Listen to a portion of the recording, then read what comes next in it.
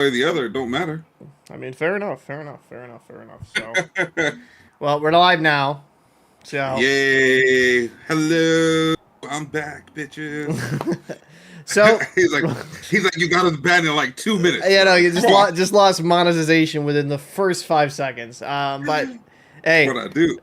so admittedly, this is really the first time I've done it through OBS, and I'm not going to be able to. I'm going to try to actually talk with the chat, I guess, through the app or look through the chat through the app. But so this is the Locker Room Podcast, episode 1, kind of, not really, but we'll just call it episode 1 for brevity's sake. So I am Captain Paul. I am the man that makes a lot of the videos on this channel, if not pretty much all of them. And this up here is my co-host, Fajardo1BW. He's a Yeah. big Rangers fan. He's a guy that I Yes, sir. initially started this project up, and we both had a lot of stuff going on. So Oh, we're going to be making a podcast, a bi-weekly podcast with maybe some weeks where some months we do it weekly, depending on my work schedule and his work schedule. Uh, so I could babble on and on and on. Fajardo, introduce yourself. Let the people know what you're about and, yeah, who you are. cool. I'm everything that he just said. Finito. No. Just make it real simple, right? Yeah, I mean, obviously, I'm from New York, right? Definitely Rangers fan. I actually grew up alongside that organization my entire hockey career. So it was very interesting, very fun. Obviously, I love hockey. I love soccer for Americans slash Europeans. Football. I love American football. Love all sports actually.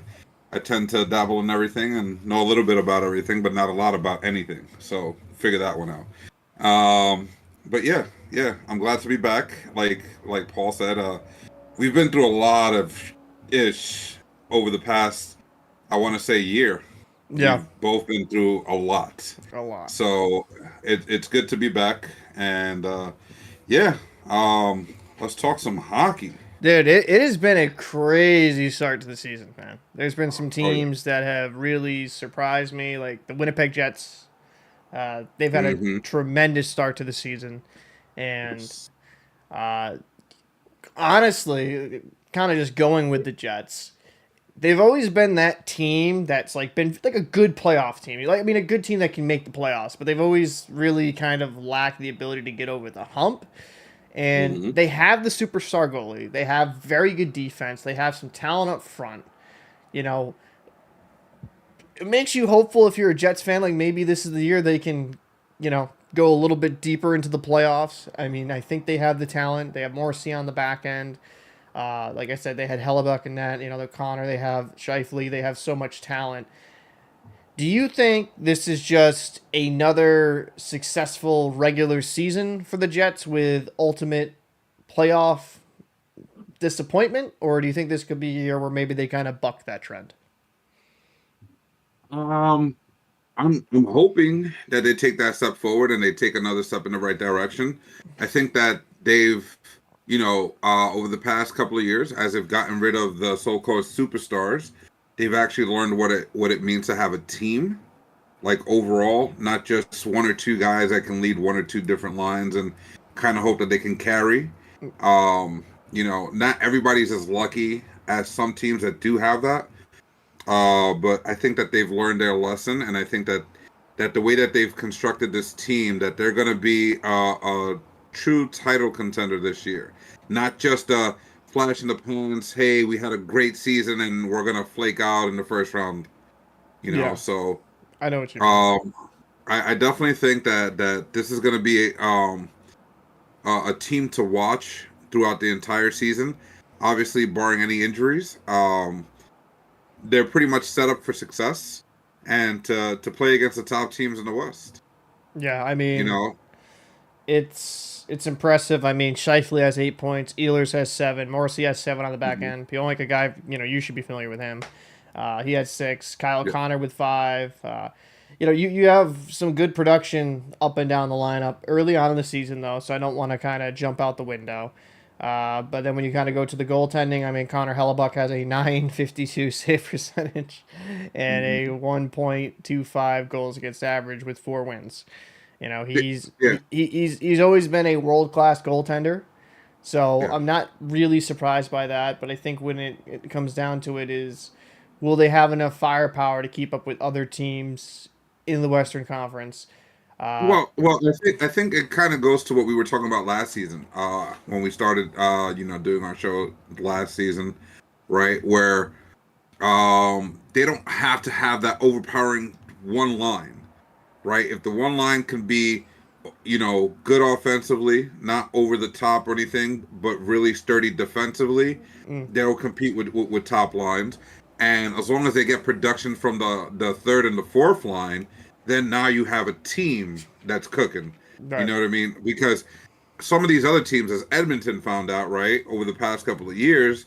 I mean, they had a good run last year. Obviously, they went to the Stanley Cup Finals, Right. but as they found out, right, you can't just say, okay, we have Connor McDavid, Draisaitl, right, and they're going to carry us all the way. You can't do that, right, No. because the other team just needs to have a good line that can play them defensively, not even score, not necessarily score or do anything, because it'll be the third and the fourth line that are the difference makers by picking up their offensive play, against the other team's third and fourth line. So it really comes down to how you build a team, and the way that they've constructed this team, like I said before, it's kind of spreading everything throughout the lineup. There's nobody who's being, put under the gun the whole time. It isn't like, hey, you have to carry us. It's like, hey, everybody, this is where we got to get to. Let's get there together. So I think with the Winnipeg Jets, they underwhelmed me last year because I thought they were going to do a lot better than they did, and ultimately it turned into being a little bit of a failure there. I think they have the talent to be very very good, but they kind of need to show up. Like if they have another good regular season, I'm not going to be overly surprised. It's just will they show up in the playoffs? Will they show up full game, be committed? Will Connor Hellebuck, who's had a rough last two postseasons, will he show up in the big time? You know, I don't think anybody can question the guy's pedigree. He's been one of the best goaltenders in the world for, God, past 5 to 8 years at this point.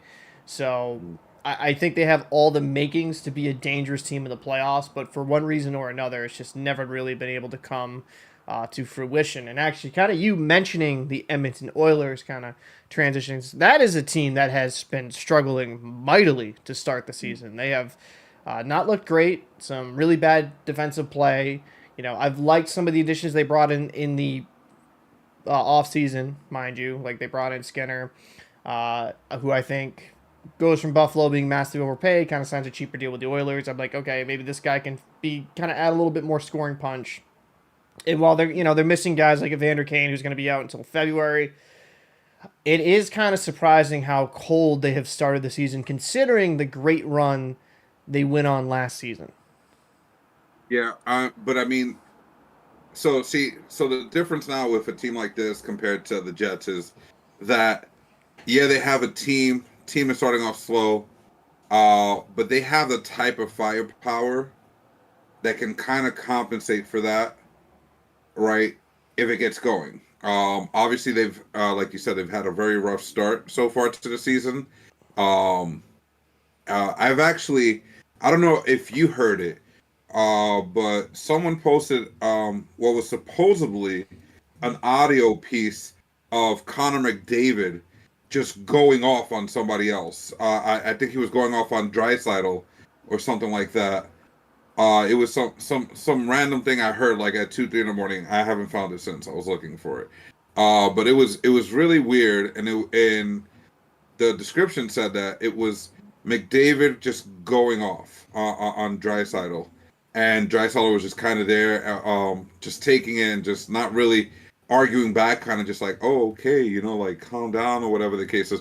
So obviously there's some type of dysfunction going on in Edmonton that maybe we're not privy to publicly, but there's obviously something wrong because they do have a lot of star power. They do have a lot of good pieces, and like you said, right, they're coming off a year where they had a great run. Yeah, fantastic run. Um, so obviously there's something in the background where maybe the frustration of having a bad start has caught up to them a little bit here. But I mean, again, they're all superstars, and everybody on that team knows and should know, hey, this is Connor's team. So it's up to Connor to really just say, hey, listen, everybody, this is how we got to get there. Let's go. But at the same time, I think he also, and I don't see it not being part of his personality as far as a leader, where he would address the room and say let's go together, or like, hey, what can we do as a team, like getting everybody involved in trying to get into the right direction. I don't the way that I've seen him, the way that he's been characterized, the way that people speak about him, I think he has that all, like that whole package. But there's been a lot of I guess contradictory reports here or there that he's been very very like dictatorship lately, or whatever the case is, right? So I think Connor McDavid. I'm not really going to question his leadership as much because he helped lead his team to a Stanley Cup Finals appearance. He showed up in the Stanley Cup Finals, played a very Hmm. solid series against the Florida Panthers. He would have. I mean, yeah, didn't he actually win? Conn Smythe, didn't he win the most valuable player in the playoffs? Yeah, Yeah, I yeah, he was did. gonna He did. That's yeah. right. He did because he didn't come out for the trophy. That's right. So Did you see the video though? I they the NHL released the video of him in the of what locker room, happened. of him. Yeah, Yeah, yeah, yeah. So that was crazy, man. Like, yeah, first of all, I think that was an unnecessary thing by the NHL. I get it. You want to show that for a certain reason, but like, as far as like, I don't know, man. That's like a 50-50. To me, I didn't appreciate the way that came out. You know. I understand it though because there was some kind of speculation around him not coming out. It's a whole different thing. That I mean, I had my viewpoint at the time. I thought, yeah, just go out. I mean, Shiger did it when he won the Conn Smythe on a losing team for the Ducks.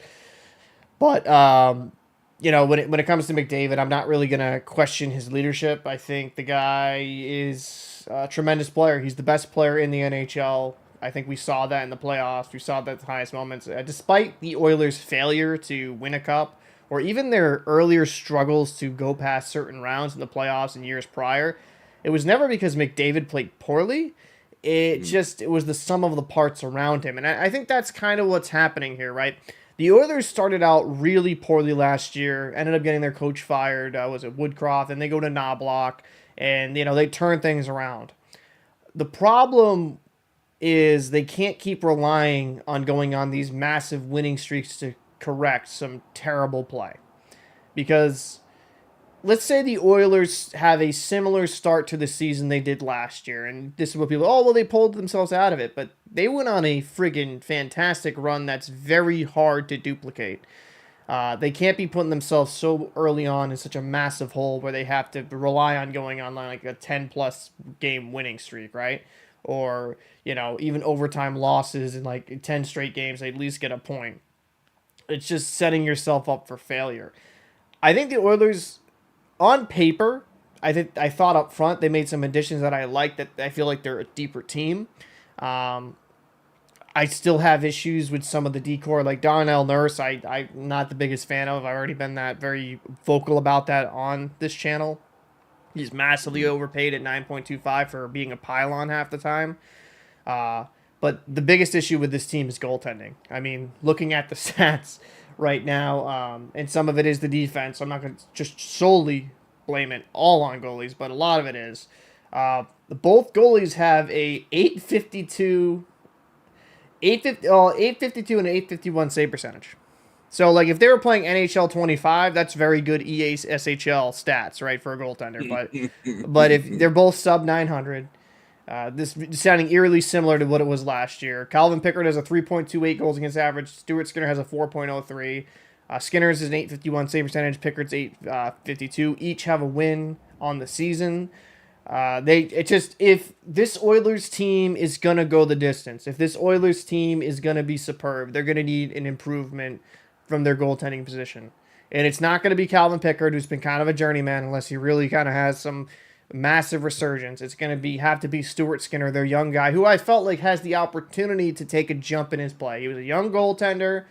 He had his ups and his downs. He had his ups and downs even in the playoffs last year, but he shows these flashes. They're going to need some more consistency from him because he does make some really good, damn good saves, and then just he'll let in the occasional like head scratcher, like how did that go in? You know, Hmm. it's just like some of the consistency, and again, not all of it is on him because some of the defense around him can be dismal to be very nicely put it very nicely. Right. But do you believe after this rough start, it's very early on, mind you, do you believe the Oilers will be able to be a threat again in the Western Conference, or is their goaltending and defensive structure a worry for you going forward? Um, I definitely think the goaltending is going to be a big question mark, right? But I mean, let's face some facts here, right? We've seen some teams that have had questionable goaltending go far in the playoffs. Um, that's gonna have to work itself out with the team in front of the goalie, Right. right? The defensive core, the players in front as a team needs to be playing at their top, and they're not playing at their top. So you can't really judge what the goalies are doing right now. These are not the type of goalies that are going to steal your game. These are the No. goalies that are good goalies as long as the defense in front of them is playing well, Right. right? And right now, the team in front of them are not playing well. Forget about just the defense; the whole team.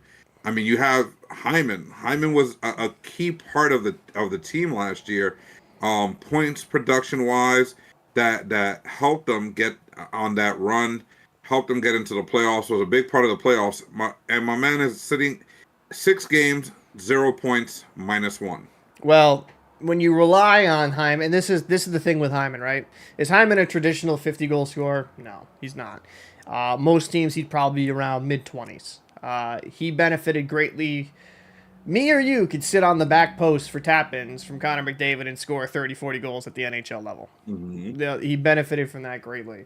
So I think some of it teams adjusting, understanding, but I think he'll heat up once McDavid even heats up because this is crazy saying this because this is how great McDavid is. I mean, it's not like he's having his usual like a torrid start. He's got 6 points You in know, six it's games, like 6 points in 6 games, which is and great. Which bro, is you're playing like absolute poo poo. Like no. what? I wouldn't go that far, but yeah, that's how people view it. I mean, he's not having I his mean, crazy numbers, but he'll heat up. exactly. He'll heat up. I think he'll figure that part out.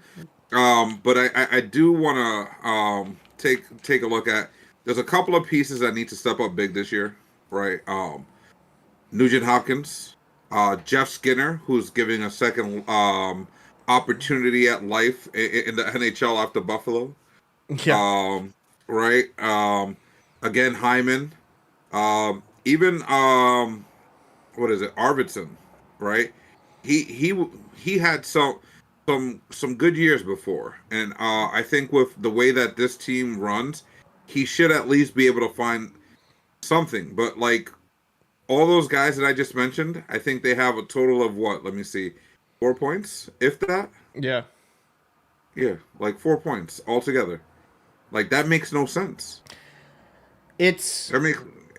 Oh, I'm sorry, 6 points. 6 points because Skinner has 4 points by himself, and then Nugent Hopkins has two. Everybody else has zero I, on that I list. would say Skinner is kind of giving you what you expected, right? I think Mm-hmm. he's going to be very good secondary scoring wise. The team should heat up. They have the talent on paper to be far better than they are. So I'm not Right. really offensively. With Connor McDavid and Leon Draisaitl, there's a lot more room I give that team in that regard. Is that like Mm-hmm. offensively, I'm not as worried, especially in the regular season. Yeah. I worry about their defensive structure, and they went on a fantastic run last year, and they have the capability to lock it down when they want to. But even in the playoffs last year at points, their defense, they'd have some really good games, and then they'd have an off kilter game. You know, they just need to be consistent in giving a whole full 200-foot effort every single night. You know, because defense, while there's skill to it, a lot of it's just hustle and hard work, right? You don't have to be the most talented team to be solid defensively, right? It's just a lot of grit, a lot of dedication, a lot of hockey IQ, understanding where you should be. I think these are easily fixable in that regard. Yeah. But again, I do worry about the goaltending position. Like, Yeah. is it Yeah. gonna be good enough? Um, Well, that's the question, right? Is it going to be good enough? I mean, take a look as we transition into Colorado. yep, I was just going there. Yep, I Yep. mean, Right. you're Take a look at them. Right. Another team with a very high potent offense. Defense is actually, I would say, better to a certain degree than Edmonton's. Right? yeah. And their goaltending is technically better, but they've also had a bad and rough start. And it's just like, Oof. what? I Like, don't. what's going on? I actually I would disagree with you. I don't even think their goaltending is much better in Colorado because even last year, right? You had Gorgiev, uh, Hmm. and then you have Annanen, young guy. To me, I look at those guys. Your hope, like, if you were an Avs fan, and a good friend of mine, nickname is Chief. He's a big Avs fan, and he was hoping Ananan could take the next step because he doesn't really believe in Georgie. Um, now, Georgie's stats very early in the season is an 810 save percentage and a 499 goals against average, and Ananen is an 884 save percentage, 2.70 goals against average. So, I mean, both sub 900. You need a little bit more there. And you could see a little bit of the frustration leaking out of McKinnon. Oh yeah. Yeah, they've won the cup, they've done that, done there, but like he's not just satisfied with one Stanley Cup. Yeah. And Oh, the Avalanche do have other holes in their roster outside of just the goaltending position. I think Landeskog, who's been skating again, will he eventually come back into the fold? And when he comes I back to the said maybe January, right? Something like that. and to be fair to him, because he's been out, I think it's 2 years at this point. He's been out of Hmm. hockey. It would be unreasonable to expect him to like just drop in and be immediately what he was when he before he got hurt, right? Hmm. Probably like in a fourth line role, maybe third line is kind of pushing it. Maybe bringing him back into the fold could help kind of jump start some things. But yeah, but the goaltending position, the Avalanche should have made a trade or some type of acquisition to just bring in a different goaltender because Georgie, he plays a lot of games. He was a backup for Shesterkin, as you Well, know. well. Hold on. And I'm not here advocating for him to be like the godlike goalie or anything like that, right? Um, but let's face some facts, right? Georgie does play better as he gets more games. That's just a fact, right? What he did in the off season, I couldn't tell you, right? Obviously, I didn't have eyes on him this year, like I've had in previous years when he played with the Rangers. We knew that he was always working to get better because when you have Shesterkin ahead of you, you have to be extra good, Right. right? In this scenario, maybe the fact that he knew he was the number one, maybe it prompted him not to work as hard, just Well, a little bit, but he's been a the little bit off the gas. but he's been the bona fide number one there for a couple seasons, right? So like Yeah, in 22, and he's 23, played well. He's played well. he played okay. He played really good his first year there. His first year in Yeah, Colorado, he had a 919 save percentage, 2.53 goals against average, 62 games played. That's great. But then last year in 63 games played, he had an 897 save percentage and a 3.02 goals against average. Like Georgie was one of these guys that just yeah, he played as good. He he played would as good as the team in front of no him. like Let's be honest. no, but like he would Let's be make honest. some good saves and then he'd lit up like again Yeah, he like let up some. what What are were you you looking doing? at? Like what are we doing? Yeah, And yeah. I do think the amount of games played could have some type of part to play because like you go from in New York where you're playing 33 20. Oh, 33 30. He got 30. Wow, that's a lot. no he got over 33 seasons. um Oh, in 3 seasons he got 30. So he played like 10 games a season. No. Okay. In 3 seasons. So he had 10 games played, 33, 34, then 19, then 33 while with the Rangers in one, two, three, Oh four, yeah, five yeah, seasons. So yeah. Yeah. he was a backup there. And I mean, it didn't go great his last year with New York. But I think I get what you're saying. Oh, he get more games, he gets in his rhythm. But last year, that kind of proved not to be the case. I mean, Uh, he had his stretches. But then again, so did the team, right? The team in front of him, right? Take a look at the first year he was here, right? When he was in Colorado. Right. The team in front of him was at its best compared from then till now, with at its peak at that point. Right. Now you're still trying to recover from injuries. You have different changes. It's a little bit different.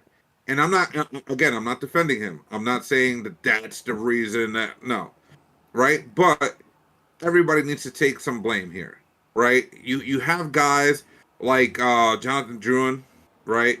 Came over from Montreal, finally got out of there, and is given a again. He's another one with a second opportunity at life in the NHL, And he did good last right? year. He did good last year for He the Avs. did, he did, right? But he's only played one game this season. Yeah, he's on IR currently. Right. So again, right, the team in front of Georgiev is changing quite drastically because you have multiple guys that are playing one or two games either due to injury, maybe swapping out, maybe people playing bad or whatever the case is. But there's constant change, and for anybody that's played the position, right, whether you play a video game, whether you play in real life, there's some similarities. I'm not gonna say it's the same thing. It's not, right? But there are similarities, right? And one of the similarities that's a big part of how you perform as a goaltender is trust. And if you have different guys in front of you all the time, and you're unsure of how they play, that trust right there isn't built, and it could affect your psyche and how you approach a play. Consider, compared to when you have guys that you've played with multiple times and you already know what they're going to do I and mean, how you need to cover it. Just yeah. saying, No, that's again, I'm fair. not defending, but That's fair. it's something to take a look at.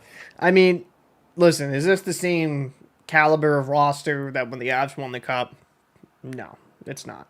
You have McKinnon, you have Rantanen, you have Middlestat, who they got from Buffalo, who I think is a very Hmm. good second line. So I think down the middle you have a good 1-2 punch.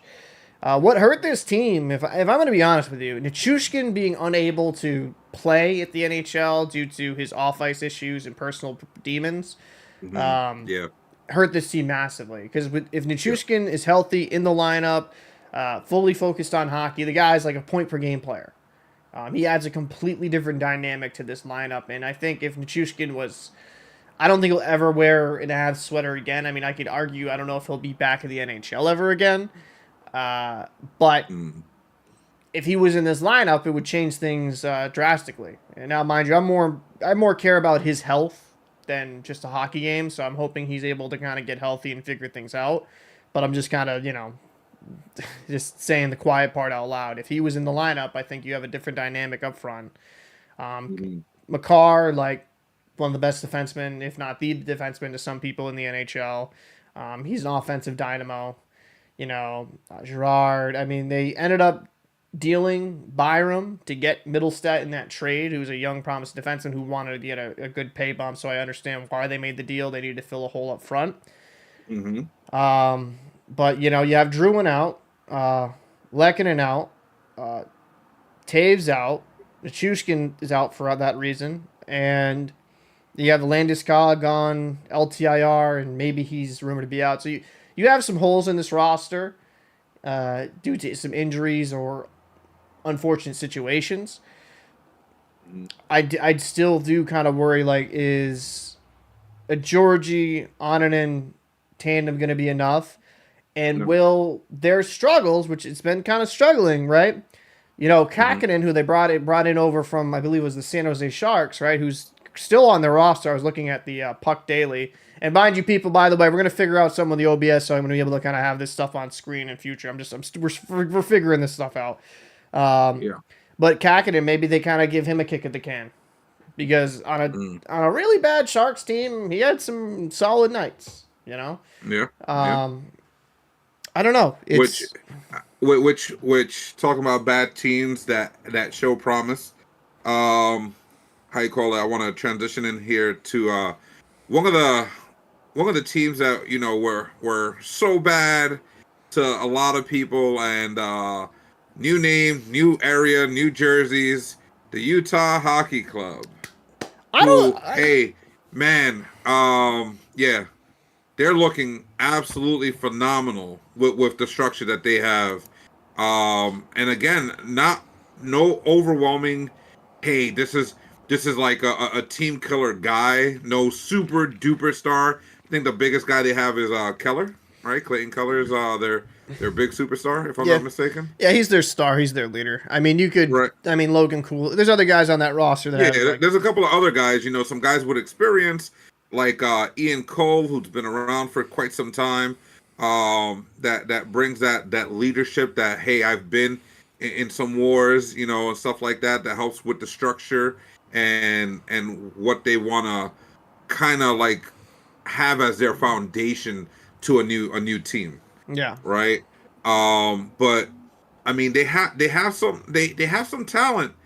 But again, the talent is only as good as the coach's plan, right? And the plan that he has put together with this team is amazing.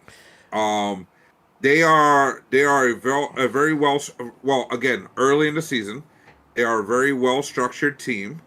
They don't have overwhelming superstars or anything like that. But the way that they play, they are hungry. I feel like they have that chip on their shoulder. Whether they got drafted there off of a different team, and they feel like why me?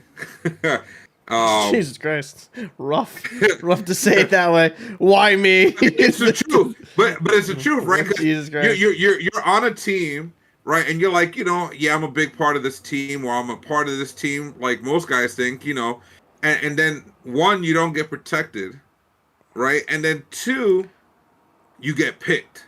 Well, no, 'Cause- no, no. so- Remember. This is not an expansion team. This is a relocation. Right, This right, is right, this you're this, right. this is the Arizona Coyotes. So Correct. So Correct. Yes. So But didn't they grab some guys though? they did make a trade with Tampa Bay to get Sergachev, which was really shocking because Sergachev is a phenomenal defenseman. Like that's an amazing guy to get. Like him, Hedman. He was injured like 2 seasons in a row for playoffs. Yeah, but when healthy, he's like one of the better defensemen in all of the NHL, right? Like when healthy. So when healthy, we can win a cup, but that hasn't happened in a few years. Just saying. I'm just but some of that shit's not his fault. Like some of the injuries just unfortunate. Damn. But with the they broke my leg. My fault. I mean, like Gunther, Cooley, Schmaltz, Hayton, Keller. I mean, Kerfoot, you have you have Doan's son in the lineup, which is dope. But and they brought in Stenlin from the Florida Panthers. He's a big boy. Yamamoto, which is funny, how Stenlin and then Yamamoto, like a complete juxtaposition of sizes. Yamamoto. First of all, I think I don't know if you remember, right? The end of not last season, the season before, you and I spoke a lot about Yamamoto because he was one of the few players in that Edmonton run. Yeah, they didn't make it deep, but he shined in that playoff run, and his contract was up, and we knew they were going to either have to pay him or let him go, and they decided to let him go. And what team was did he didn't end up on this team last year when they were still Phoenix. Who? Right? He was Yamamoto. Yamamoto was I forget what he at, like on Dallas or something like that. I'd have to double check that. I don't believe. I think this was the year he. The Kraken. He got drafted. Right. He got drafted to the Kraken. Yeah, because he was on the Oilers before this, before the Kraken, and then went to the Kraken. Now he's here. Yes, I think. Just looking at this lineup, though, I mean, and if you've paid attention to what the Yotes had, it was embarrassing. They were playing in a college hockey rink that's not even like a powerful D1 program. Let's just keep that real, right? That's tough, bro. Yeah, you in a D3 school. No, it was D1, but it's not like... But come on, like when you compare it to like a BU... Bro, they were like D3. Yeah, they were like fair. a D3 size. Yeah, I mean, they it had the 5K capacity. That was not a good look. I think Utah packed the house. Yeah. The sad part, well, they did do pretty well attendance wise. I mean, if you can't sell 5,000 tickets, that's pretty freaking bad. Yeah, But I think it just I think I like them. I like them. I think Vegas proved hockey could have worked in Arizona. It was just the ownership, multiple ownerships that didn't do the right thing by the team, and then kind Yeah, of ingratiate 100%. themselves to the local community. That really just made like the Phoenix area be like, we're done. Like we're good. Like we're all set. Yeah, I think it could have worked out if they had better owners in place. But I mean that is what it is because there was a rumor about the guy keeping his rights, but even he just gave up on it altogether. Like screw it, I'm never bringing the team back. But talking about the Utah Hockey Club, I mean, I saw him play the Bruins. The one thing that stuck out to me is the speed. They're a fast, they're young, they're exciting. Like front. they have good legs. Uh, so that's one thing that stuck out to me in the third period against the Bruins, where the Bruins were kind of like because the Bruins are the biggest team in the NHL now with all the size they've added, but like the Utah Hockey Club was just skating circles late in the third period around all of them, those young, fresh legs. I think Utah can surprise some people this season. And Hmm. Ingram, the goaltender, who went from being kind of an afterthought like a couple seasons ago, like he's really come into his own and he's become one of the better goalies in the NHL. He's been fantastic. Hmm. I think Utah, yeah, I think Utah could have a pretty damn good little roster here and I'm gonna surprise call some it right people. here. I'm gonna call it right here, right now. They make it to the playoffs. I'm not mad at you. I'm actually proud of you They for that. they they're gonna make it to the playoffs, bro. The way that they play is just it's almost like you can throw almost anybody into that as long as they're willing to work hard because their forwards are very fast on the puck. Their defense, you have some older legs on defense, right? But again, they know how to cover properly, right? So this is where the veteran leadership, right, and the veterans really have to like stand tall and kind of like, okay, we're gonna let the kids play over there. Mm, We're gonna make sure we guard the house over here, mm-hmm. right, and kind of just like go with the team plan, which seems to be high press. I feel like they're always sending too deep, right? And they have the one in the middle, and then two stay at homes. Right. It feels like that's their style, which is really aggressive, especially when you have other teams that have so called high end defensemen that can move the puck. They're not used to guys coming after them anymore, I, right? So it surprises them. I mean, Sergachev, man, I think was a great addition by Utah. I think he adds a dynamic number one defenseman. He Hmm. could produce from the point. Still has good skating legs. I think he's in his late 20s. Don't quote me on that. I think he's got a lot of years left in the tank. I believe so. I don't think Sergachev's that old. He's Um, 28, he's if I'm 28. not mistaken. 20, He was born in '98. So yeah. Oh God, I'm getting old. Okay. welcome, my friend. I've been Oh here for some time. shit, I'm getting old. Yeah, he's like 26, 27, something like that. Um, but yeah, I mean, absolutely, I think they can kind of surprise some people. Now, I Mm. will say this. Let's talk about the Mm. Metro, your division, where your people, your disgusting New York area people live. You mean the hottest division in the league? Okay. I'm not mad at that, but I think you have the New Jersey Devils and the New York Mm. Rangers. New Jersey Mm. Devils, who the thumbnail of this video I put New Jersey because I'm just a hater Uh huh. because I knew you were Super gonna hate. be on this. I knew you were gonna be on I this don't. thing. I was putting the I don't Rangers get like mad. ugh, I don't get mad at you, ugh. bro. Listen, Now, I like haters, right? I want you to doubt my team. I want you to sleep on them so they can smack no, you. that's fun. No, it's funny. I've been the biggest Lafreniere defender, so it's so A hundred great. percent. So it's A been hundred so percent. great the last few years. It's been so great that he's been proving me right. Like he's been great. Yeah. But talking to the Devils really quick, we'll kind of go into them. They've had a good start to the season. Now, point percentage wise, you guys are better than them because they played more games. But currently have 11 points, sitting first in the Metro. They have you have th- you have they have 3 games in hand, so you have 3 more. Yeah, like you can take first in the Metro. But the Devils are a team that I feel if they stay healthy, which was an issue last season, That's the big question for that team, right? I think they can surprise Because some people, man. I'm I don't think just. it'll be a surprise. See, that's where I would have to just slightly disagree. Mm-hmm. I don't think that they'll surprise anybody, but I think they'll live up to their potential. I What mean, that's everybody's yeah, expecting, that's probably because fair. everybody's expecting them to be like a banger, right? Like they're gonna come in and they're gonna toss everything up and it's gonna be crazy because they have the talent, right? They have the guys and they're all freaking young, Yeah. right? They're Yeah. they're all young. It's a very young core, right? The problem, like you said, and it started. The crazy part, it started happening really last year. The entire year was just a bad year for them.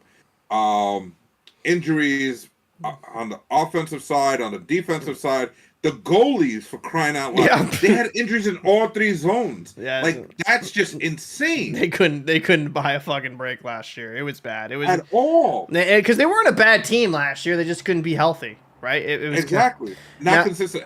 I think the full roster may have been healthy for maybe a total of 5 games throughout the entire season. That's what it felt like at one time watching it. It was just like a constant train wreck of injuries, right? Yeah, It was like what in the absolute hell is going on? yeah, Now, I felt bad for them. so you Not know, really. not so I will say this: Nason, who they brought in from the Carolina Hurricanes, he's had a very good start Mm-hmm. this season with 8 points. Mm-hmm. Nico, he's sure 8 points, 5 goals, on pace for a 40 plus goal season. Who he's one of my favorite centers to watch because he's very good defensively. He's like a true two-way center. I think the guy is really freaking good. So, I'm kind of hoping he has a another good season. But the Devils, I mean, just kind of looking at the lineup, I mean, you got Palat, Hughes. Hughes is star slash superstar zone run. Brat has a filthy shot. Timo Meyer, he's had a good start to the season. That's a Mm-hmm. guy that you need to produce because it was a little bit Mm-hmm. underwhelming for a bit. Last year, towards the end of the season, he started heating up. So he was kind of a guy I'm like, can he produce? Because if he produces, I feel like the Devils can really do some damage and go to the conference finals, if not further than that. Yeah. I feel like this team kind of hinges on him having a really good year because if you have Hughes, you have Brat, Heischer, Mercer, Meyer, Palat, uh, Mm-hmm. Nason. Like if you have these guys produce and play well, uh, they're going to be a very difficult a team to play because you have lines 1 through 4 able to produce because they brought in Tatar or brought him back into the fold. Tatar, Mm-hmm. he's kind of in a fourth line. He's been a 20 plus goal guy in the past. Yeah. Uh, Yeah. I mean, Lazar, Bastion, McDermott. Like you have guys. hmm I'm not saying Tatar's going to score 20 like he used to in his career, but if he just scores around 10, yeah. it's just a nice Yeah. little boost secondary scoring wise. I agree with you. And I think this comes on to the main core of what most hockey teams should be building around, right? Which we spoke about earlier in this show, which is building a team, right? So due to the injuries, I think it forced them to really take a look at what the team structure was, and it kind of forced them to really, hey, we need to really build out the other lines, right? Getting to Tar back as a result of that, in my opinion, is like, hey, listen, he was always good for us. He was always a big scorer because he was on the third line. He's second line talent playing on a third line, which is great for them, right? People that need to make sure that they keep their foot on the gas. Mercer, Palat, right? Because obviously we know Palat's not what he used to be back when he was in Tampa. Like it's a different guy now, Yeah. right?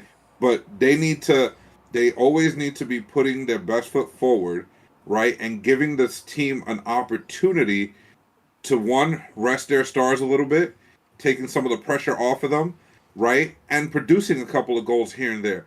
Because when you don't have that coming from your third and fourth line, it's easy for another team to stop you. Because all they have to do is clamp two lines and not worry about the other two. And this team has enough depth in all four lines that they can do some damage regardless of which line is on there, as long as the third and fourth line are producing. But if they're not producing, it's going to be a very difficult years for the top two lines. I'll slightly disagree there because I feel like the top two lines have enough talent where in the regular season, they'll be able to kind of hold water if, let's say, the third, fourth line struggle for a bit. Because, I mean, you have Hughes, you have Meyer, you have Escher, you have Mercer, you have Bratt. Like, you have guys in the top six that Yeah, should but be if able they're to sustain up to offensively. yeah, yeah, but if they're playing like, let's say, Dallas's top line, top two lines, right, and let's say they shut each other down, what Right. happens? No, no, I get what you're saying there, right? On individual matchups. I'm saying over, like, let's say there's a 10 game stretch in the season where they're just, the third, fourth line are just not producing anything. Well, yeah, I feel, I mean that's bound to happen. yeah, Yes. I feel like this team will be kind of like, 500 above 500. I think that's a possibility because they do Yeah. have good Yeah. firepower up front. Yeah. Um, Yeah. They do. They do. um, I think their leadership is good. I think you know overall the structures changed over the past year. Again, like I said, due to the injuries I had last year. Because as you saw last year, it was solely dependent on those top guys, and it just didn't work. But I so, think that they kind of evened it out a little bit more, right. and and they're really focused on building the team while having some superstar power. So the guys like currently on IR, you have Pesci, who was another guy they brought in from Mm-hmm. Carolina. Carolina, thank you. And then Luke Mm-hmm. Hughes, the young promising defenseman. Who I think he's a lot of He's fun to gonna watch. be He's going to be really yeah. friggin' good. He's electric. He's electric. He's the tallest out of his brothers, 6'1". Yeah. So good thing they put him on defense. But he's really friggin'. I think he'll be Yeah. No. fantastic. Yeah. And Pesci's a really good defenseman, so they're going to get better once. You put those. Honestly, I think that should be a defensive pair, because you'll just let the Hughes brother like just go, because he's very good both defensively and offensively. Yeah. But I think that he can be a catalyst for that offense, right? And Yeah. if you let it, like they'll work like him and Pesci, I think would work almost like Adam Fox and Lindgren. I could see that. I mean, Pesci's got some. I mean, kind of like Lindgren at times had some decent offensive upside too. Yep. I mean, I think pairing a veteran defenseman with a younger guy is always beneficial, because it's steadying presence and like there's going to be ups and downs. Because defense outside of goaltending is the hardest position to transition in the NHL. Yep. And then talking about goaltending, right? They went out and got the man, right? They got Markstrom. Markstrom. So I expect some big things from them, because Markstrom, man, he can stand on his head sometimes, man. He didn't get a real fair shake at times. I know we criticized him when he was in Calgary. All right. Well, we criticized him when he was like looking like a straight shooter tutor out there. I mean, that was like that. Like I listen. I like Markstrom quite a bit. I think in the right situation he'd be successful. But the problem with Markstrom is, and this has kind of been the problem throughout his whole career: good season, bad season, good season, bad season, good season, bad season. I'd have to like really kind of quote myself on that, because if I remember correctly, I was like, it was kind of like a good year, bad year, good year, bad year, and that was like consistency's always been a trend. I think he's had like one really good years back to back, but Markstrom, when he's locked in, he's a really freaking good goaltender. Yeah. And I'm actually a fan of Markstrom. I'm not trying to sound too harsh, because remember when he was a Florida Panther guy, looked at as like a complete afterthought. They gave up on him in the Panthers. He gets dealt to Vancouver. Is like that. No, who cares, right? Wasn't it Calgary? No. So It was I'm talking. Vancouver. I'm talking about early in his career. He was taken okay, by okay. Florida Panthers. Looked at as an overthought. Goes to Vancouver. Has a kind of a rough go for a bit, but then he finds himself, becomes like an all-star level goalie. Ultimately goes to the Flames. Has some good seasons there. Vezina type conversation in one of the seasons. And now he's here with the New Jersey Devils. I do agree. I think Markstrom could be really good for the Devils. And then I think there's also a benefit is you have Jake Allen, who I thought last year when he got brought in, I thought he played well. So you have a very good tandem here now. Like Jake Allen, who's been a starter, but he's also been a backup, so he kind of knows how to play both roles. Markstrom, who's been the guy. Now you're not relying on Markstrom to play a lion's share of the games. Maybe you give him a little bit more rest, keep his legs a bit more fresh. Maybe that allows him to have more focus and concentration in games, because that is goaltending position isn't just the physical aspect of it. A lot of it's mental. It's a lot of hyper focus. You have to have a lot of focus when you're playing the goalie position, tracking the puck constantly, right? So Yeah. maybe giving those like a little bit break mentally for him will also you could see the best version out of him. I think the Devils have all the pieces to be a really damn good team, and especially with the additions that they brought in.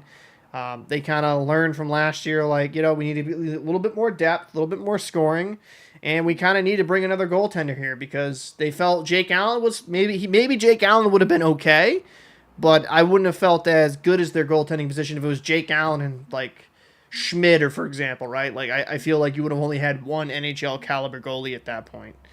Yeah. So yeah, I think looking at it, I think yeah, I mean, I think this has all the makings in the world to be a pretty solid tandem. And Yeah. I Yeah. mean, I mean, I want to transition to another team now. Um, the Montreal Canadiens actually, because they have a good number one now, right? Montembeault, he's been proving himself. But their secondary, their backup, he's been struggling. He's actually, yeah, he's not there for the team, and the team isn't a bad team all the way around. I think you and I had them doing very well on the off season 2 seasons ago. yeah, Um, right? That didn't turn out well last season. Um, I think that they did a couple of good things here and there, just solidifying their team, um, but not going too crazy. I do think that making sure that they kept Dvorak, what was a good piece for them. I think they had a contract issue with him last year, was it? I believe so. I did to kind of look back into that, but yeah, I think it was some. Yeah, Well, actually, wait, is Dvorak? Yeah, he's still here. Yeah, yeah, he's still there. He's still there. He's played 6 games for them. He only has one assist, but like their goaltending tandem, I think is going to be their weakest link because they're a team that's still trying to find their identity. And if you don't have when you're trying to find your identity up front, and you don't have that solid goaltending in the back, it makes it real difficult to get a good foothold on where you want your team to be heading. Right? One of the surprising stats that I see so far for them is Alex Newhook, who you and I both liked 2 years ago. yeah. 2 years ago, you and I were very high on him when he was in Colorado, and he was leaving there, and he was going to Montreal. We expected big things from him. He's starting this season off 1 goal, -7. There's something wrong there, you know. He's just kind of under. I think I was wrong in my evaluation of him. Actually, watching him after because it's been a while since we like that. Hmm.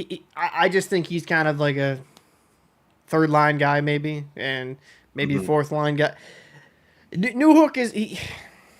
I thought he'd be more than he was. I'll say that. I did think like he'd be able to be a little bit Yeah. more, and I think the Avs probably made the right call there, getting rid of him. Hmm. I mean, Hmm. I thought there was a bit more there with him, but um, not to say he's not like an ancient. He could find his game, could figure things out. Just Hmm. looking at the lineup here of the Canadians, you got Suzuki, the leader there, the captain, Caulfield, Hmm. Slavkovsky, who people people hated me for that one video I made where I was very Oh complimentary. my It God! was so Yes. funny. I was like, dude, I'm just saying, like, he might not be like a superstar. But the guy, he's played really phenomenal. I'm hoping he keeps doing well. Hmm. He's really impressed. Kirby Doc, who obviously came from the Chicago Blackhawks. Hmm. Armia, he's been there for a while. Gallagher, Evans, Anderson. Yeah, when I'm looking at the Habs roster, Yeah. I see a lot of young promise, especially on the back end. You have Lane Hudson. I mean, he's looked at as a really good prospect. You have Maliu, who had kind of his off ice issues before the draft, and Canadians Go- drafted him, You and people. you have Ghoul. Uh, Ghoul is another yeah, one. Gooley's really good. Yeah. They Jack Eye. which some people call Wi-Fi. Now they call him the Sheriff with Montreal. So he's kind of a good bottom pairing guy, good physical presence. I think defensively they have a lot of good prospects. Offensively, they're going to have guys that come down the pipe and they're going to be really damn good. The problem I have is that not even really a problem. It's just the Habs are not like a playoff team this year, but they're going to be far more fun to watch this season in comparison to last year, if that makes sense. Yeah, I yeah, but on the same token, though, before we move on to another token for them, right, is that they've been a non-playoff team to start every season for the past 3 seasons. mm, Right? At what point do we start saying, "Hey, they look exciting. They look," because I mean, take we just talked about the Utah Hockey Club, right? And their unfortunate situation for the past couple of seasons. But you look at them now, you're like, "Oh man, I could see them making the playoffs yeah. without any questions." This team, you still can't see it. Now, do you think the Uh, problem? I, it's not there yet. It's not there. Now, does that fall on the players or the management? Is my question to you. so I think this is where I'll disagree. I think Slavkovsky is hit on that draft pick, right? I think he's hit really well. They ended up drafting Demidov, who was considered like the best guy in that draft by some people. Hmm. Just this year, great talent. Once he comes, I think he'll be great. Lane Hudson, I mean, I think he's going to be great. Uh, Ryan Bacher, who was drafted fifth overall in 2023, I think he's going to be a guy. Once he figures it out, he'll be very good. Uh, Michael Hage, he was 21st overall in the first round 2024. Jacob Fowler, he's currently with the Boston College Eagles, I believe. He was drafted third round 2023. Um, I think there's good prospects in the system. I just think there's some years away, and there's no problem with that. The timetable might not be as soon as some people want. I just think there is talent there. It's just some prospects are going to hit, some are not. That's the unfortunate. Like it's like a lottery ticket, right? You take that pick and you hope it hits, right? But when you Listen, 100%. I agree with that take. Right. My issue is that's been the take for a little bit too long. Right, and it's like you're expecting them to take at least a step towards the right direction, which, granted, this season look a little livelier, right. but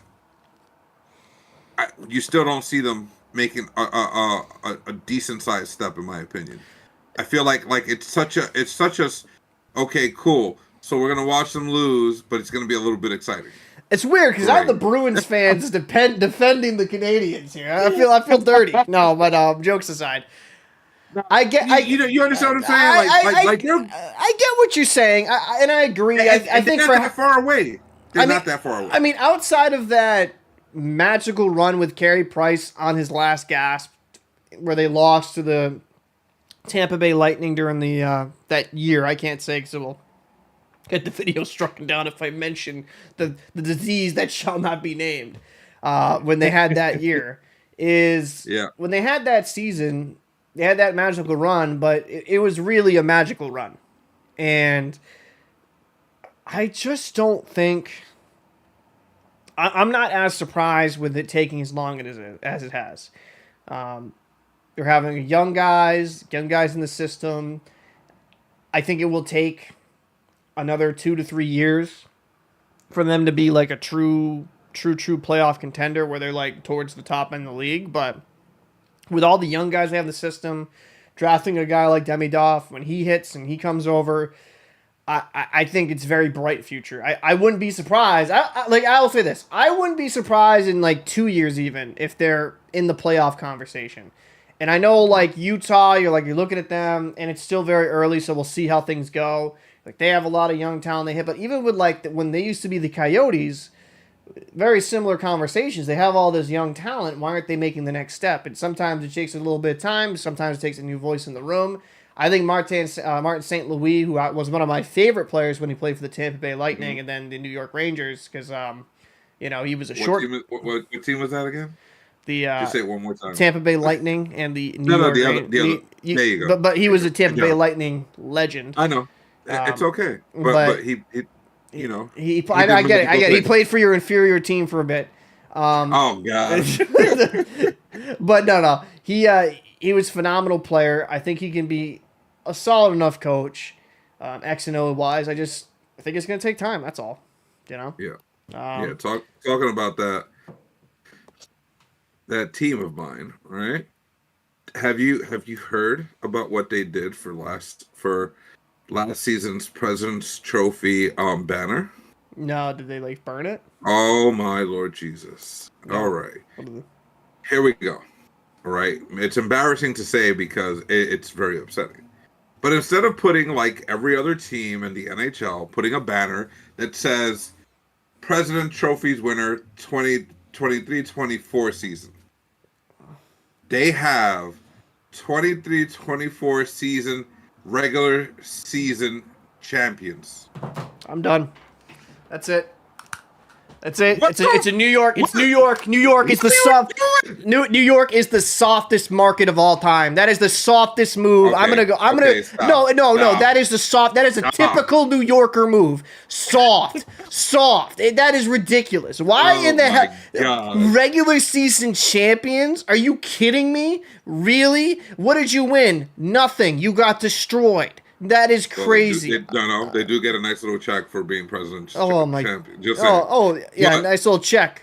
Yeah, but you I'll guess take what? that. I'll take that. You're not a champion. You won the President's Trophy. That's it. You didn't win nothing. 100%. That. Listen. That's How do you crazy. think I feel? I'm a Rangers fan, and it You bothers me. should be ashamed. Listen. I'm gonna just start saying, "Fucking, I'm the." That is so dumb. I just Oh my God. I hate. saw this.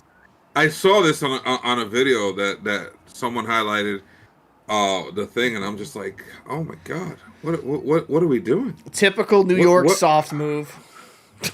Oh man, Yo, that's when you just want to just say like, I don't know that guy, no, right? It's tough. There It's was one tough. team that did something very similar to that though, and they eventually changed it because they were getting bullied for it. I forget what team it I'm was. pretty sure that the Rangers have to change that. Yeah, The I'm Rangers hoping. have before we even get to an All-Star break, they need to change that back. That's absolutely embarrassing. Listen, guys, free of That's charge. I'll rip that shit down for you. That's listen, embarrassing. I get it. We haven't won one since '94. I get it, right? But that's not we didn't win. We're not champions. Let's be real. We're Yeah. president winners, and that's it. We're not champions. Calm down. I mean, listen. Jesus. But Uh, all right, now back to hockey, right? Listen, I'm just gonna say New York soft. But I think the back to hockey. Your team. Boston Marshmallows. Calm down. Listen, we lick and destroy people. Yo, dude. Oh man. I mean, listen. If you're not licking, you're not trying. Oh man.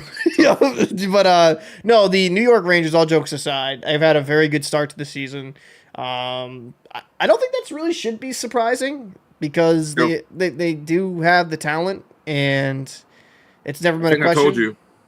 I figured out why they're doing so well, Why is that? right? Um, I think you and I were on the phone, and I told you I didn't want to judge them, but I think that they're doing the right thing. Most times when you have a team like the Rangers, who have had success in the playoffs, right, have gone deep in the playoffs, have gotten eliminated early in the playoffs. Last year they went deep again to Mhm. the Eastern Conference Finals, right?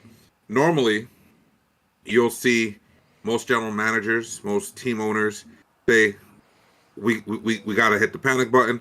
We got to get different guys. We got to do this. We got to do that, right? But let's take a look at some of the facts surrounding their position last year to what it is this year. Mhm. Last year, the four teams that made it to the conference finals. Three of them were going to have well, two of them were going to have major changes, Right. and two of them weren't. Right? Edmonton and the Florida Panthers were going to have some pretty big changes Yeah. due to free agency, caps, money issues, stuff like that, right? Um, but Dallas and the Rangers were kind of in a safe place because they know that about 90% of their roster was going to remain exactly the same, right? So where most teams would may have panicked, these two teams said, "We're good," and they kind of kept to their guns. They held their guys. They filled in a few empty spots, right? I mean, the Rangers for 3 seasons now have been looking for that number 6 defenseman. They have 5 locked in, which is why they've let some defensemen go to other teams and all this other stuff. They're just looking for that number 6 guy, right? So that was going to be an automatic. Forward wise, we've been looking for a third, fourth line. They took a chance, keep holding on to Hedel, since they already paid him money anyway. They wanted to see where he was at. He played well in the playoffs, and you kind of wanted to see where his head was at coming into the season. Obviously the Kapu thing, right? But here we are talking about their third and fourth line, their top 2 lines. We know what they're going to bring. Right. Right? It's constant firepower.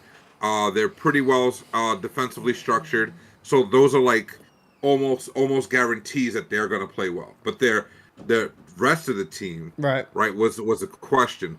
And I think that they did a really good job at maintaining Hito, Kapu, giving those boys a chance to shine. Moving Will Cooley, who was he was I believe probably one of the top 5 hitters throughout the league last season as a rookie. He was the number 1 hitter, right? So, but he does have offensive upside to himself.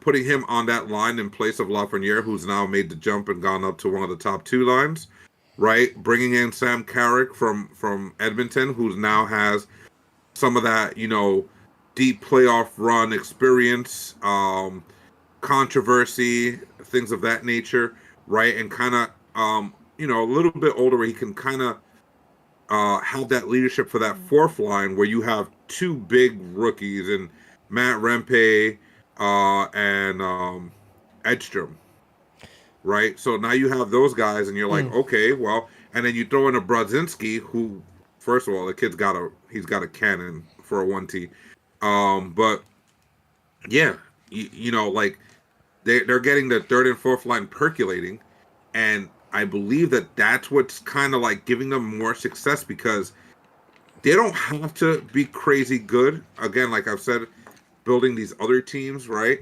The third and fourth line do not have to be the best lines. That's why the third and fourth lines. Right. But they have to be a threat. They have to be able to produce. Now, the Rangers' fourth line is a physical threat.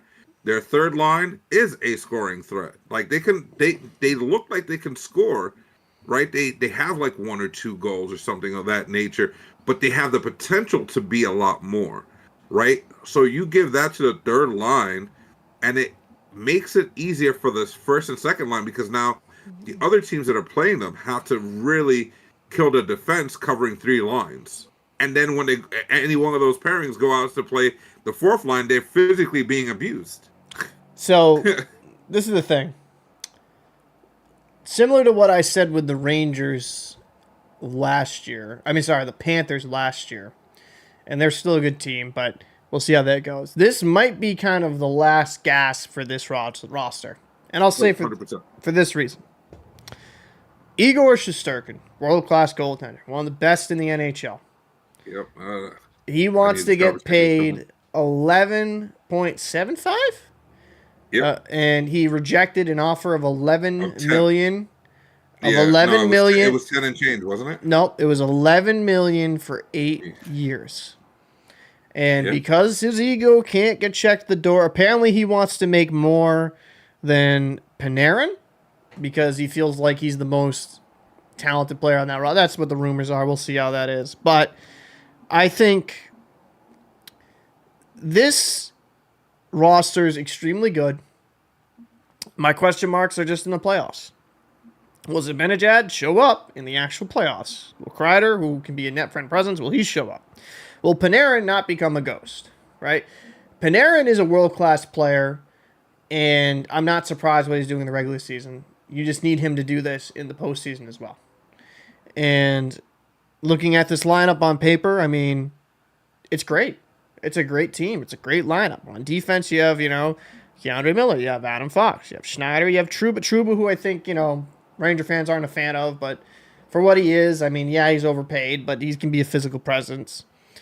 I think the problem going forward, I could see this as like a last dance situation where you guys haven't even won anything yet, but I think with Igor Shesterkin, if he gets that contract, there's going to a couple contracts are going to have to go bye-bye, or, and I know this sounds crazy, if the Rangers just say adios amigos, you don't have Shesterkin, and then everything's looking different. So I don't know what they can do there. I think they're kind of in a lose-lose situation. Like, Shesterkin is willing to take shorter-term deal for more money. Well, so that whole situation is a very, very difficult conversation to have, right?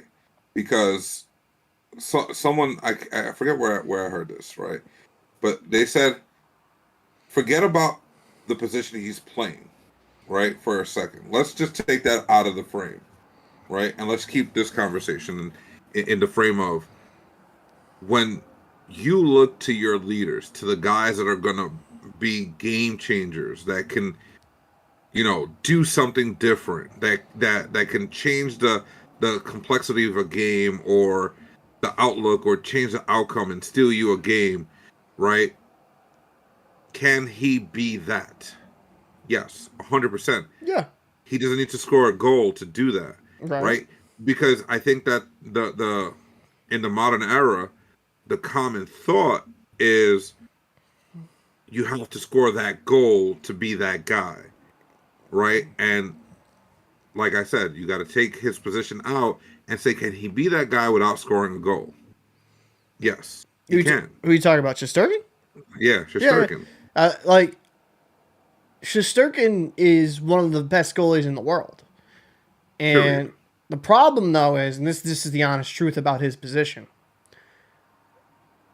it's replaceable. You do not need to win a Stanley Cup. Adin Hill proved this.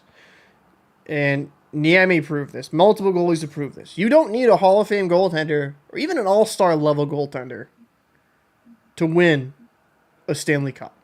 You need a good team.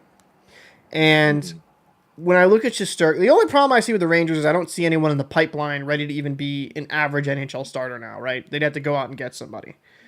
The problem I see with Shesterkin is let's say he gets that $11.75 million, right? And yeah, the cap's going to go up. People will make that excuse, whatever. The $11 million per year offer would have been the highest paid cap hit per year in the salary cap era to a goaltender ever. Carey Price was the highest before that, right? And similar things, I believe, would happen that happened with Carey Price because of Carey Price's cap hit. Wait. Wasn't Nope, it was Carey Price. It wasn't not Vasilevsky. Nope. What's the goalie for Florida again? Bobrovsky's 10, Carey Price is 10.5. Okay. So 10.5. Now, again, cap goes up, you can excuse it. And you have had a goalie like Bobrovsky that has won with a $10 million cap hit. Cool, fine. That's a rarity. You're better off spending that money elsewhere throughout the lineup instead of having to give in and pay Shesterkin $12 million, for example. And Shesty has been phenomenal. He's been amazing. But goaltender is one of those positions where they can fall off the map really quick, right?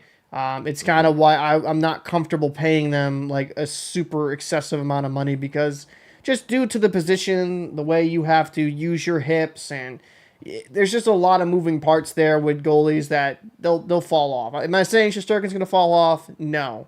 I'm just saying goaltenders, there has been goalies in the past that like they go from all-star level and it's like, oh, can't even stop ECHL, right? So Mm. that has happened.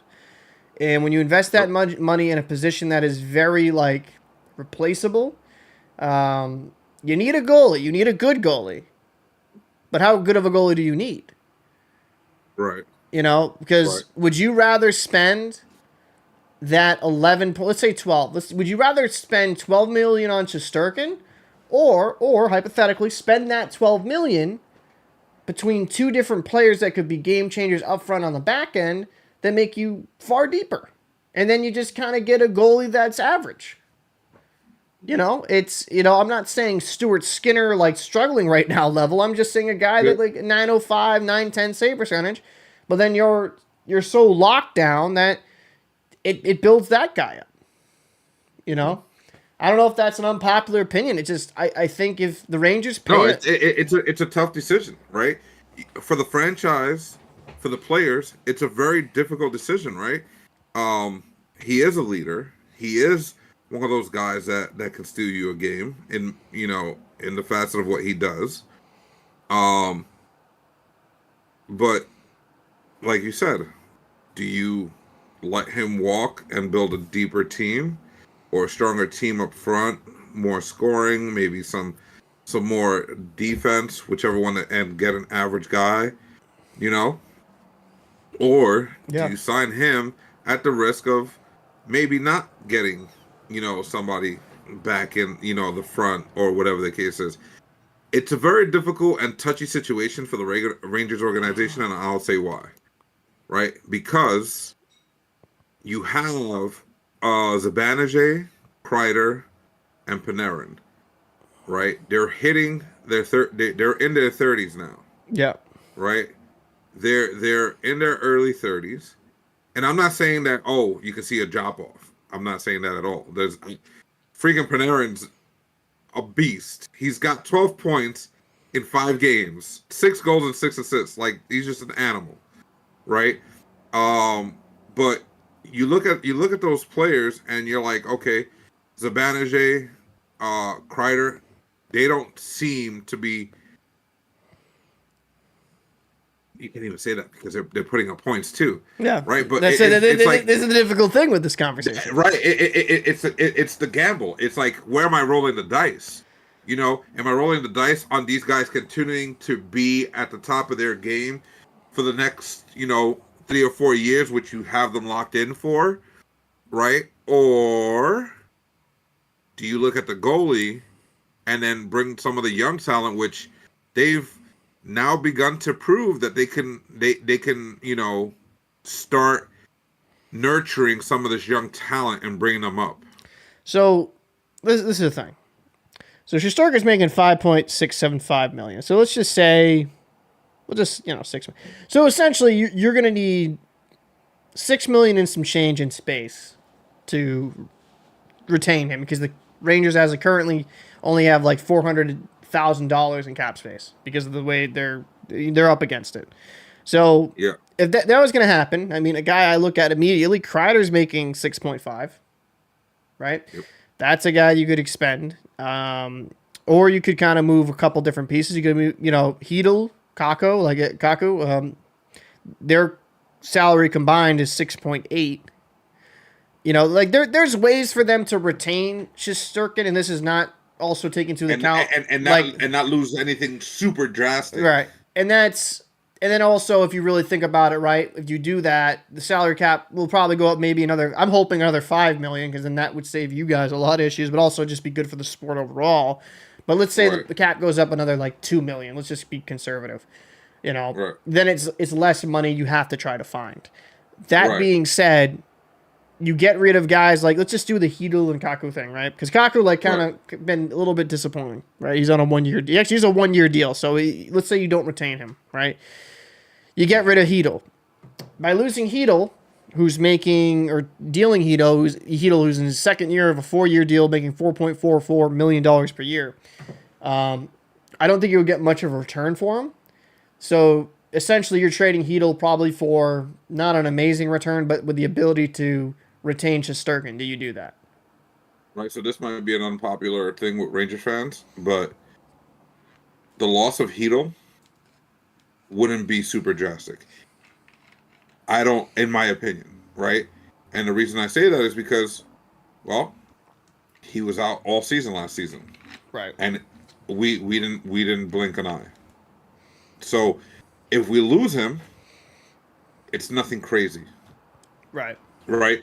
But I'm gonna tell you this: if you can find it, I want you to look at the penalty he drew against Toronto in the game 2 nights ago or last night, whatever it was, and that the way he made that play happen, where he got us a power play.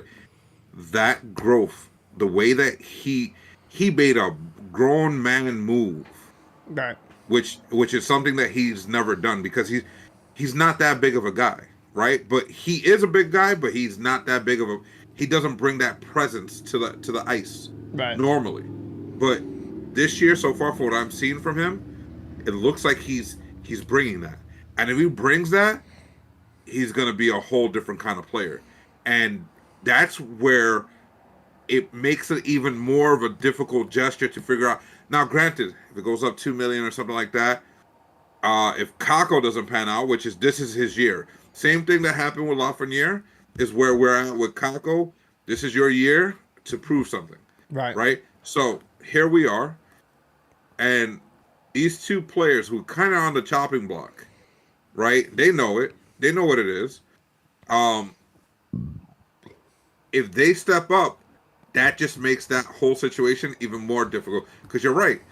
Most likely, if anyone gets dealt or we get rid of anybody, let anybody walk to sign Shesterkin, those two guys are definitely on top of the list. Yeah. I mean, it's just the one thing because I'm looking actually in the YouTube chat. So I apologize, by the way, for people that have said something, but we haven't really responded because trying to figure Oh, this we out. apologize. Yeah, Yeah, we're gonna our fault. It's, get it's thing. difficult. We'll figure it out. Yeah.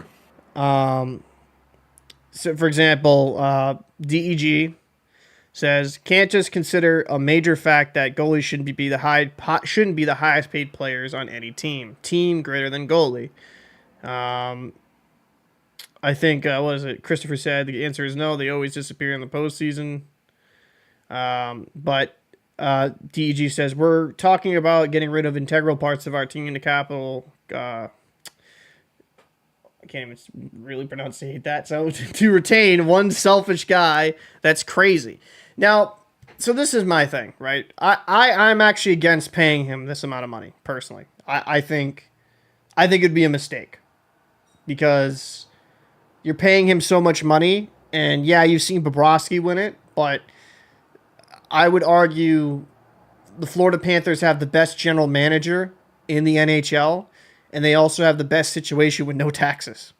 It's a completely different situation. Whereas with no state income tax, I should say. Yeah. I like I just don't because like for example, they were able to retain Verhaeghe and like Reinhardt for deals that I don't think elsewhere they would take. Right. Right. So I think if the Rangers win a cup this year, I think some some players will guys give a discount. exactly what I was gonna say. I think even Shesterkin would be yeah, like, yeah, they'll be like, we'll do it as long as we keep the team, and they're pointing at Shesterkin. They'll be like, as long as we keep the team, yeah, we'll do it. Because Panarin's contract expires not this year, but the year after next. Yeah, next year. 2 more years. He has 2 more years on his deal. He was going to be 36 at the time of that. He's making 11.64. I don't think he's going to make 11.64 on the next part of that deal. I don't see that happening. Unless he keeps up these majestic numbers, bro. Right, but it's just I doubt it. It's risk. But I'm just saying, these numbers. They're crazy. They're crazy. So I think it'd be a mistake to pay Shesterkin that much. Do you think it would be a mistake to pay Shesterkin $12 million per year? See, for me, in your soul, what do you feel right now? He's such an integral part of the team. Forget again, and I have to look at this from the outside, right? Like forget about the position. What he brings to the team security, the team mentality, just the team itself as a player, as a leader, right? Does he play that big of a role? I think he does. But I think that right now, this year, like you said, this year is going to be the year, right? We have to figure it out because at some point it's going to go one way or the other. Right. And we have to be ready for either one because he is such a big part that I can see the team doing it, right? But at this, because they might be, what is it, 5-0-1 Mm-hmm. or something like that, right? But they could have easily been like 2-3-1. But Shesterkin has absolutely robbed some teams that we've played, right? Which brings me to one of the teams that I watched, and yeah, he robbed some of them so blindly it was ridiculous. Right. And it'll kind of highlight what we were talking about when it comes to goalies. The Detroit Red Wings, who have Alex Lyon, my man Cam Talbot, still Cam doing his Tal thing. still doing his thing. Woo! Still doing this, bro. Honestly, I was a big Cam Talbot fan. I wanted him to succeed, Lundqvist, before I realized that Shesterkin existed. that That would have changed been the everything, biggest right? mistake of all time if they like, yeah, we'll Oh, yeah, keep Talbot. 100%, 100%. Um, I would have been eating my words, but right, you look at Detroit. Alex Lyon, right, was set to be a good goalie, right? Has shown sparks of like wow of greatness, but we don't consider him one of the greatest goalies. no, Like no, like he's one of the Alex, he's a good goalie. he's Alex Lyon's a good backup because remember before that magical run with the Florida Panthers, that guy was an AHL goaltender for the majority of his career. He struggled to get kind of appearances with the Philadelphia Flyers. Goes to Florida.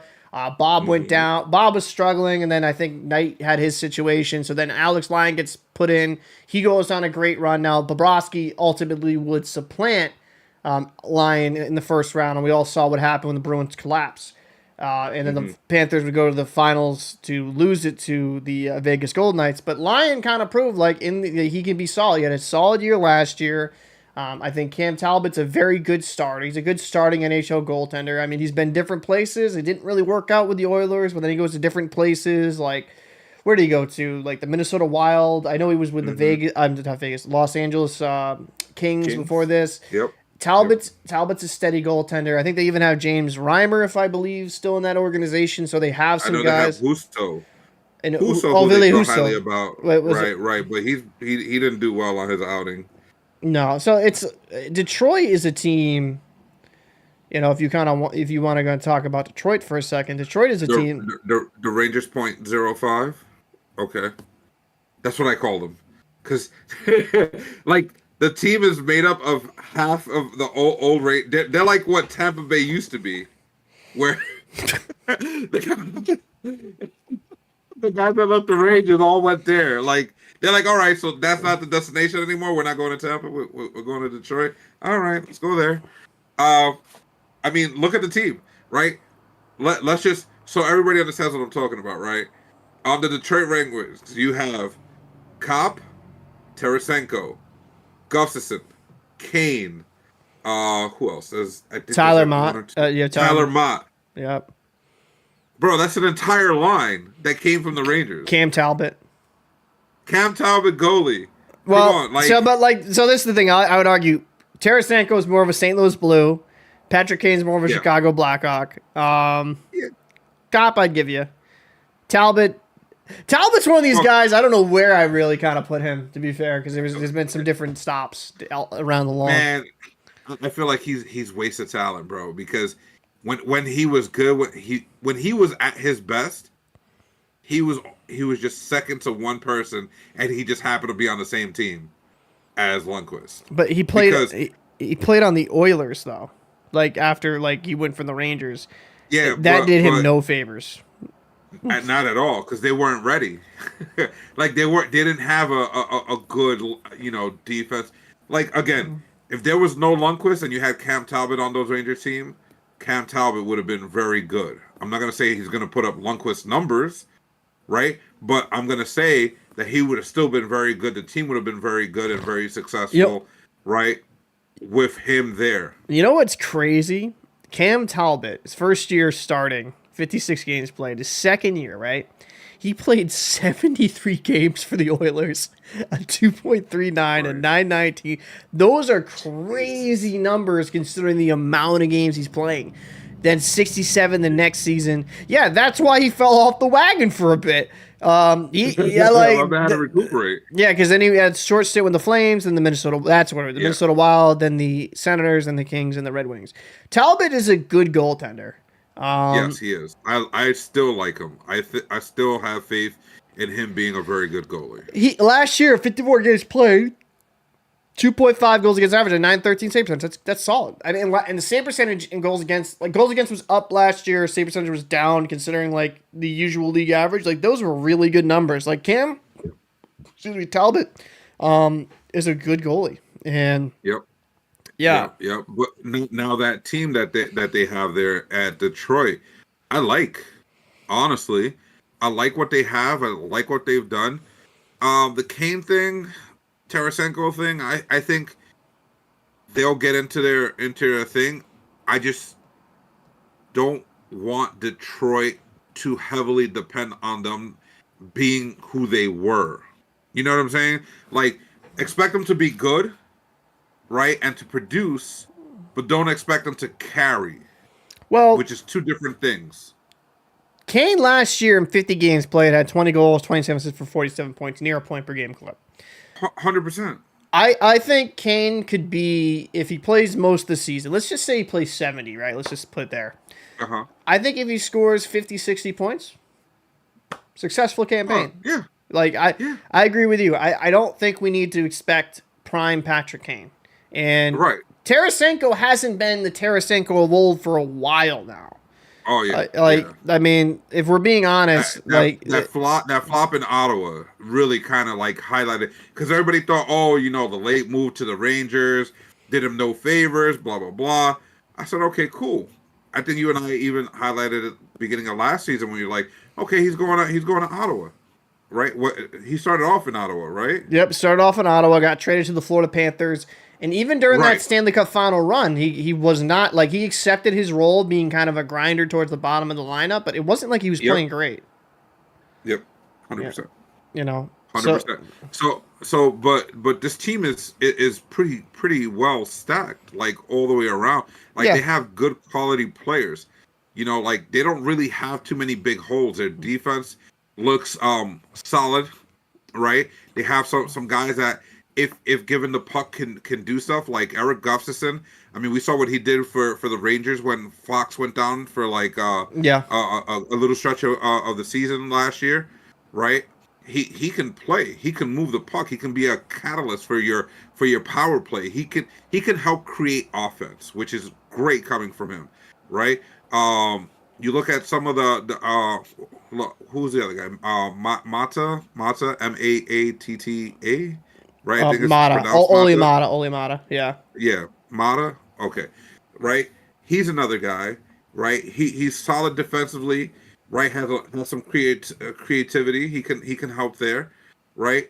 But then you look at their third and fourth line, who are no slouches, right? Third and fourth line. Tyler Mott is always put on a fourth line, but he has hands of a second liner, right? The movement of a third liner, so he can produce. And the mentality of an AHLer. No, I'm just joking. Just joking. No, but like that's why, like, if you talk to Ranger fans, that's why they loved him so much. Is because like he was way more skilled than the position that he was put in, and he's always going to be a fourth liner. And the only reason he's going to always be a fourth liner is because of his mental health issues, which obviously we're glad he's doing better. He's back to like hockey, but when he went through that stretch, he lost something. Realistically speaking, he lost something. I think, but he's still good. Don't sleep on him. Mort Seider, like their young number one defenseman, I think Very promising, good Oh guy to yeah, kind of I build like a that kid. got Yeah, he's good he's good guy to build around. Dylan yeah. Larkin, their number one center. I would say the one part of this lineup that I'm not really the biggest I'm not in love with is probably their center depth because Hmm. I think comfort like if Cop and Conquer were like third line guys, perfect. I don't think they have another top line center. Like I think Yeah, Dylan Larkin's good. the second line Second is where they line, struggle. Yeah, yeah. So it's like if they had another piece there, but I mean they have some nice pieces in Detroit. I think could flirt with a wild card type position. You know, yeah, yeah. I can see them sneaking in. They they they have they have a good structure, right? They have guys that all work hard. Um, Again, it like you said, it's just they're missing that one piece. Like they're right there to really be competitive, but they're just a tad bit shy. so we'll kind of end the show on here because I'm actually gonna have some dinner after this. Um, Dinner, what's that? dinner. Um, so the season's been an interesting to start. The season's been very interesting to start out. Are What you team? surprised by their record, by the way? Before you get to your closing statement, Detroit's? yeah, because No, I'm not. 2 and 3. I'm not surprised. I think they're a team that will be a bit better than that. They've had some guys brought in, but I just Detroit's a team that I can think if everything hits well, they can flirt with like a wild card spot. But I wouldn't be overly shocked if they're towards the bottom of the Atlantic either. Right? They're like a jet. They're a team that I feel like has a can have a good ceiling but a very low floor. Gotcha. So I wouldn't be overly surprised. I mean, honestly, if I'm going to just quickly say, Buffalo, they kind of had a rough start to the season. I feel like they're starting to get things kind of I, the right. honestly, this is gonna sound so bad, but and yes, I am being an a hole for this one. Um, I forgot they exist. They just Oof, they oof, just bro they what oof. are they That's like, disrespectful. Holy shit. bro? Bro, listen, I'm in New York and we don't hear about them. What are you Well, doing? New Yorkers, what am I doing? Bro, nah, we listen. We know what Buffalo does when it comes to football, right? We pay attention to winners. I mean, Keyword. that's your only New York team for football. Let's not go You, there. you Let's not got have this conversation. The New Jersey We're not, Jets and the New no, Jersey Giants like oh that. God, here we go. Like, dude, Right. it's Listen. At this point, if I was Jersey, I'd be throwing them on New York all day with their records. yeah. So okay, so either way, they're screwed. Nobody wants to take the in the divorce. They were like, "Where do we send the foster kids? What foster kids? We're giving them away." That's There. where they're at. I can't wait till I get this fixed because there's actually a video I was watching about Buffalo relocation. Um, Ooh, ooh, so ooh. That would be. But see, I have a feeling like they would push to move them to. What do you think I would say? I would say the New York City in Manhattan. Just that's Negative. it. Oh That's what God, you would negative. say. That's what you Oh, would let's say. not do that. We can't. First of all, we can't afford that type of traffic. We're already bombarded with traffic. No, but I feel like if Buffalo were to move, like they would try to push the Hartford situation Oh and God, I take the hope team not. back. I hope not, because Hartford. You see how you see that, but I feel like they would try. They would really be like, have we thought about going back to Hartford? We got Carolina out of there, but maybe it's time to go back. Oh no, no, just stay where you're at if you're thinking about that. Just stay in Buffalo, please. I think the No offense to Hartford. Great hockey community, right? Love you guys. Let's go Wolfpack, right? Um, I just don't think it's made for an NHL team. Some I cities are like that. Yeah, I Some mean, cities are I like like that. the Wolfpack, man. Like, I listen. I lived in the small state in the Union, Rhode Island, so I've been to I've been to the Bridgeport Tigers or Islanders, whatever they're called now, and I remember the Sound Tigers, I believe it was. Yeah, South Tigers. I believe I've been to the Hartford Wolfpack, which kind of a not great area, but um, yeah, I think Hartford. yeah, exactly. My I'm thing, sorry, people from Hartford. I it's swear I love the listen. team. Let's go, Wolf. I'll say no shame in this because I work on the water. Having to do crew changes in Bridgeport, it's the biggest shithole I've ever been in my life. So Oof, I say that with oof, full strength in my oof. chest. Full Okay, strength. Captain. It's Okay, Captain. full strength in my chest. God damn. The only worst place to crew change was Baltimore. That was Ooh. because it was rough though. Like that's why. Like you do Well, not yeah. you I've been down to the. I've been by those docks. yeah Bro, the hood is right there. you know, It's like yo, the water front is right here. Literally down the block, hood. yeah it's I'm just like, bro, bro like it's crazy. I was like, they're like, don't stop. I'm like, why? I was like, well, and I was like, I'm hearing gunshots in the distance. I'm like, ah, that's why. So, I mean, I think I actually want to do a reaction video, me and you, so I don't want to spoil it here because we actually have a further conversation. But the Sabres, kind of talking them as a team, they've, are they ever going to be fucking good? Like, it's just, they have the talent. They've had the talent there. Oh, Um, more than half their team that they had together have gone on to win the Stanley Cup already. yeah. More than half the team that they let go. That's wild, bro. That's absolutely wild. It's just as you knew last year. I was kind of like, this is gonna be the year Buffalo finally does something. This is You gonna did be say the. that. You did say that, but I wasn't gonna hold you to it because I already knew. See, I just believe in having help, like belief, right? You know, what I mean, they have Tage Thompson, JJ Paterka has had a good year. Talk's a good player. Quinn, young guy. Cousins. I mean, like they have guys up front that could be scores. Benson also, another young player. Darlene, Yokiharu. They brought in Byram from the Avalanche. Owen Power. Like they have UPL. They Listen. have Devin Levi. They have the talent to be at least better than they are now. They're 2-4 now. They beat the Blackhawks the other night. I get it.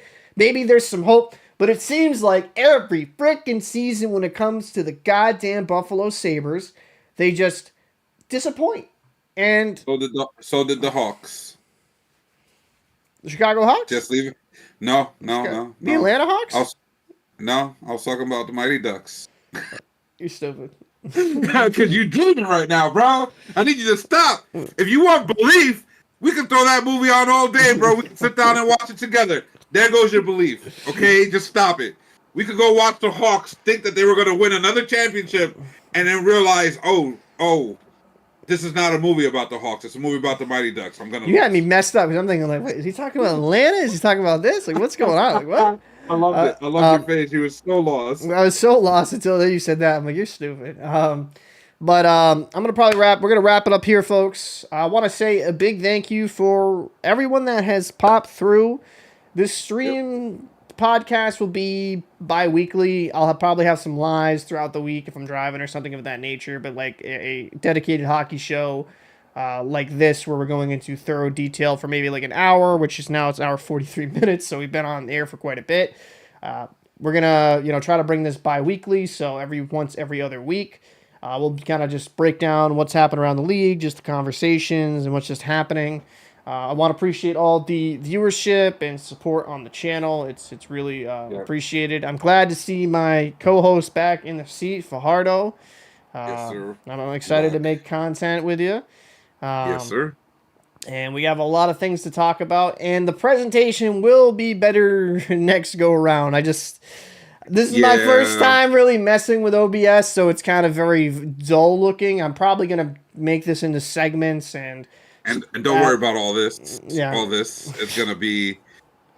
Yeah. Listen, next time I may drop a background. We may have some fun with this stuff. But yeah, this... Sorry, guys. As you can see, I'm a DJ, right? So there's stuff I'm working on.